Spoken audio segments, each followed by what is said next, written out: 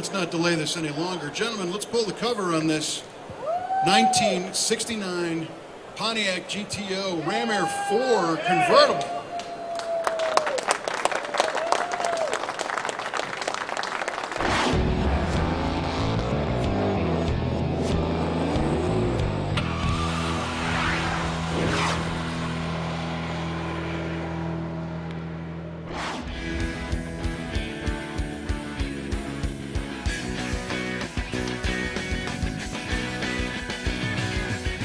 There are a lot of cars that are freshly unveiled here at the Muscle Car and Corvette Nationals.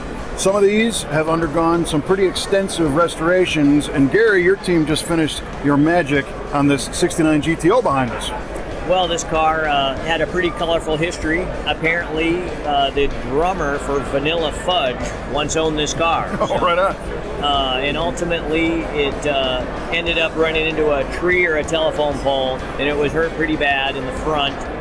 And so that's how we got it, with the extra parts to fix it. So we just started the process of straightening out the body and got everything to where it measured out perfectly, and then started the restoration. Well, and that's pretty impressive, because if it got wrapped around a telephone pole, today it looks far better than new. Yeah. So at what point do you say this car is worth saving? Well, numbers matching. It has its engine, transmission, rear end. It's worth saving.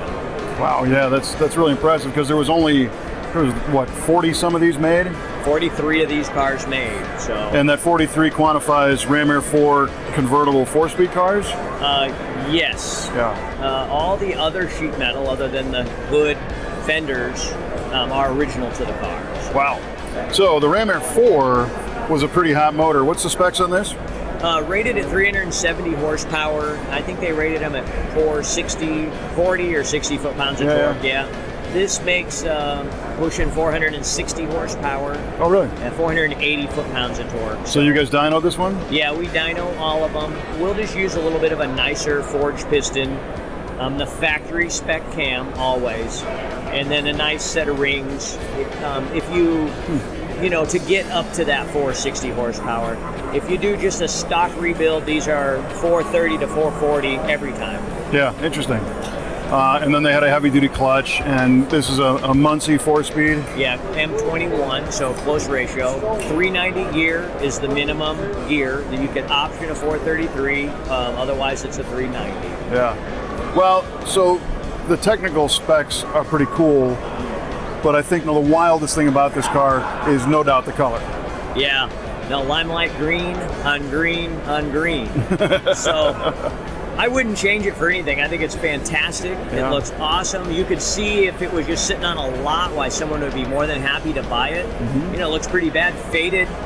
Yeah, these cars, they didn't look good when they were bad, but when they're good, they look great. I don't think I would change anything. I wouldn't want to have a white top or a black top or a different colored interior. I think that the three greens go together really nice. And what are we doing inside the car? Because GTOs, commonly are a higher level car, so does this have a lot of options, or is it unusual? Yeah, really low option car. Doesn't have a radio.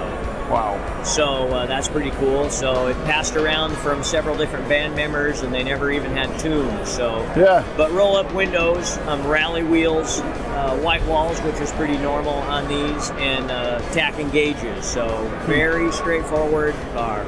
If it was a hard top, you would think this would have been bought as a street racer. Absolutely. Yeah. Everything but a hard top as far as performance goes. Yeah. Wild. Well, listen, the car looks awesome.